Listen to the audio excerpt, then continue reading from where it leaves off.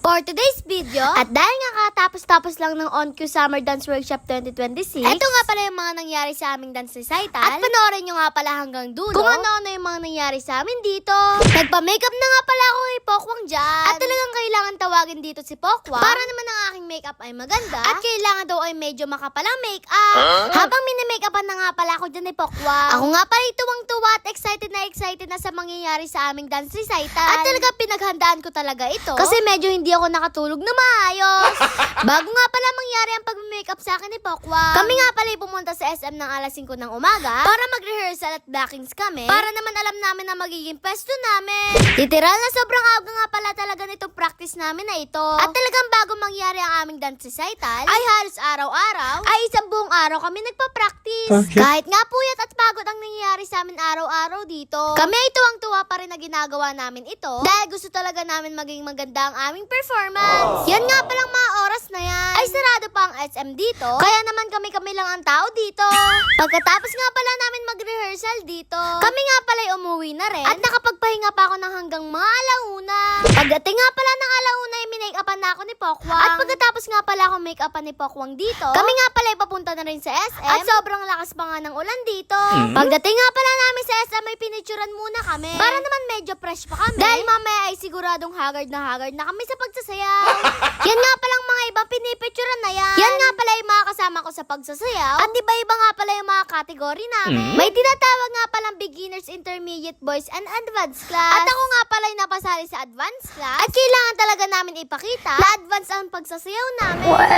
Ang mga beginners nga pala dito ay maliliit na bagong sali. At ang intermediate naman, yung mga dating beginners at nag-improve at nilagay sa intermediate. Ako nga pala yung nasa advanced class at kailangan ko din mag-improve dahil magbubukas sila ng bagong kategory na ang pangalan na elite class. Hindi ko nga pala talaga alam din kung makapapasok ako sa elite class. At panoorin nga pala natin hanggang dulo dito kung nakapasok pa ako sa elite class. Nagsisimula na nga pala ang aming program at talagang kinakabaduhan na nga pala ako dyan dahil kailangan sa opening pala ay bigay todo na kami dito.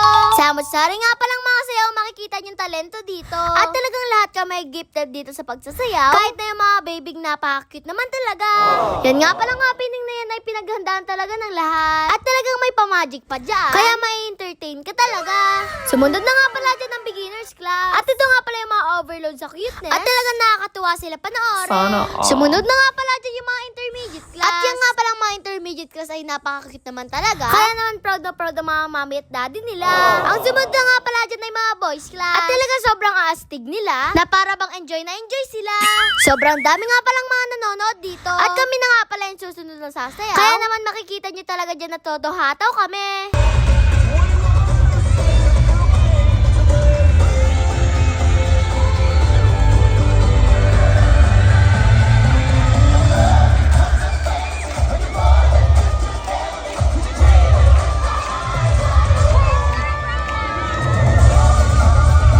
Sobrang ini-enjoy nga lang pala namin sayo namin dito. At talaga nakikita namin sa mga magulang namin na masaya sila na nanonood sa amin. Yun nga palang napapanood nyo yung opening pala. At talagang pasabog na ito. Kaya panoorin nyo hanggang dulo itong aking vlog. Sumunod na nga pala dyan ay second part ng aming program. Kaya naman makikita nyo na dito yung mga tinuro ng mga coach namin. Na talagang all out sila sa pagtuturo sa amin. Siguro lahat ng sumali dito sa dance workshop na ito ay talagang worth it yung pagod nila. Kasi nakita naman talaga nila na maganda yung performance nila. Kami na nga palang sasayaw dito. Kung makikita nyo nga pala sa itsura ko na sobrang saya ko dito, paano pa kaya yung mga magulang natin na nakikita tayo sumasayaw sa entabladong ito? Siguro yung nararamdaman natin kasi yan ay doble sa kanila. Kaya naman kung ikaw ay may talento sa pagsasayaw, huwag kang mahihiya magsabi sa mga magulang mo na gusto mo rin ma-enhance ang iyong pagsasayaw. Kasi sila yung unang-unang hahanga sa atin at talagang susuportahan tayo sa lahat ng gusto natin.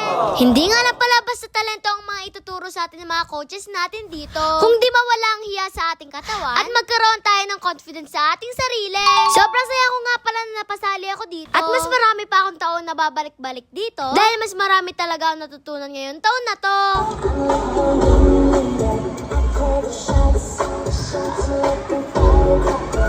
Isa-isa nga pala kami pasayawin dito. At talagang dito ay may express namin ng aming mga talento na halos araw-araw namin pinaghihirapan. Kaya sobrang saya namin na showcase namin ito sa inyo. Ang bawat isa nga pala sa amin ay may genre sa kanilang pagsasayaw. At talagang hindi kami pare-pares na mga genre. Kaya naman makikita nyo din yung sarili naming genre.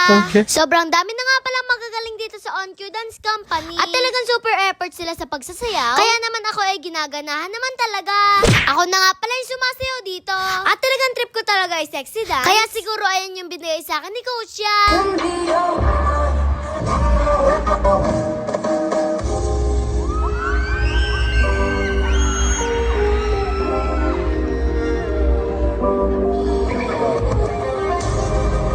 In-upload ko na nga pala yung buong sayo ko na yan. Kaya doon nyo na lang panoorin para naman may sahod ang inyong pinapanood. Pagkatapos nga pala namin sumayaw isa-isa dito, kami naman ay nag-modeling dyan. Kaya naman talaga full package ang ginagawa namin dito. Napasaya nga pala talaga namin na may modeling din dito. At isa rin yan sa mga gusto ko. Kaya naman todo aura na din ako dyan.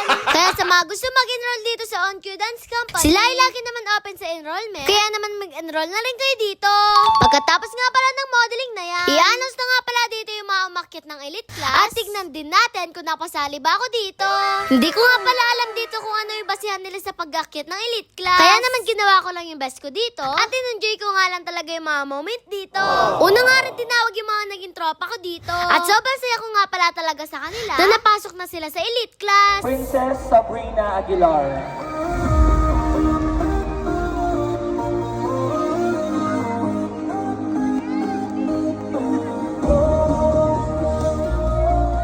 Baka magkamali ako, lagi kong pinapakita kay Coach Yang.